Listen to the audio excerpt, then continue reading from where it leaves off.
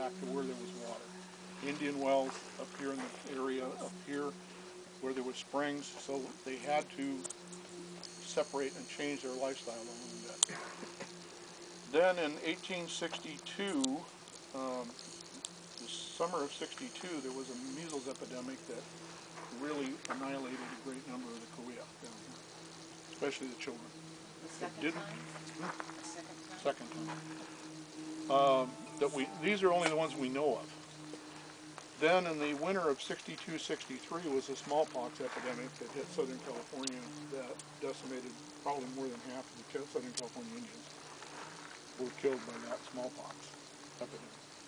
There was an earlier one, didn't hit here that I can find, but it hit on the other side of Santa Rosa in Coyote in 1851. There was another measles epidemic there that hit them. I don't know how many of you are familiar with the uprising. Antonio Gara, who was a Capueño, had put together a group of Indians all the way to Yuma to drive the whites out of Southern California.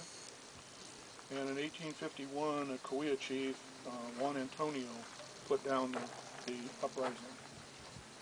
And then he died of the smallpox in the 1862-63 epidemic over in Santa Mateo Canyon. He left here in about 1842 to 1844. There's a problem trying to figure out when. Went down to the Lugo homestead, or the Lugo land grants, where they were having trouble with the Paiutes coming in from Nevada, and they couldn't get anybody to keep the cattle and horses, so they asked Juan Antonio. He took 5 bands of mountain Cahuilla down to Colton, and they were the protectors of the cattle. He was kept on after the ranch was sold, or the area was sold. Everything was fine until they had a group of cattle rustlers they rounded up and killed all but one. And they weren't Indian, they were white.